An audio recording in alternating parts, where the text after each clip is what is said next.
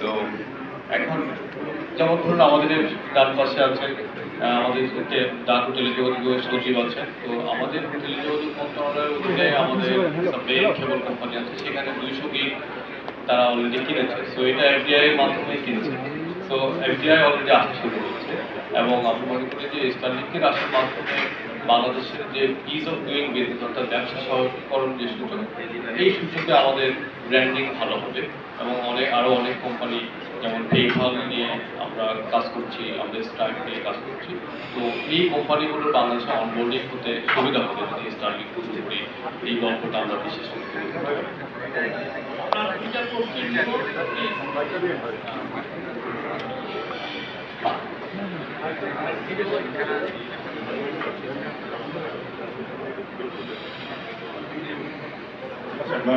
আমি এখন টেলিভিশন থেকে আছি এবং আপনার সাথে জানতে চাচ্ছিলাম যে টেলিকমিউনিকেশন যে নীতিমালাটি যেহেতু সামনে নির্বাচন রয়েছে, নির্বাচনের আগে এই নীতিমালা করার প্রসঙ্গে আসলে জানাবেন যে নীতিমালা কোন পর্যায়ে আছে, কবে নাগাদ হতে পারে, কোনো ডেডলাইন আছে কিনা। আর একটা বিষয় রয়েছে যে স্টারলিংকের থেকে রাজস্ব আদায়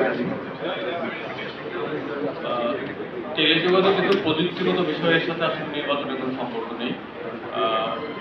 বাংলাদেশের লাইসেন্সিং প্রক্রিয়াকে সহজ এবং বিশ্বমানের করতে আমরা কাজ করছি এবং দ্রুতই এই কাজটা শেষ হবে।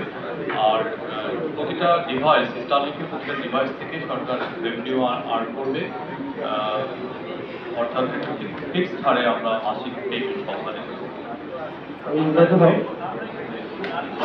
আমি ছোট্ট প্রশ্ন হলো 90 দিনের মধ্যে বাংলাদেশে গেটওয়ে করার কথা ছিল স্টারলিংক, তো 60 দিন তো চলে গেছে, এখন পরবর্তী দিনে করা সম্ভব হবে অথবা টাইমে যেহেতু বাংলাদেশে গেটওয়ে সেক্ষেত্রে কানেক্টিভিটি অনেকেই সমস্যা হয়, কখনো মালয়েশিয়া কীভাবে আসতে পারে সেই ব্যাপারে আসলে কী ভাবছে?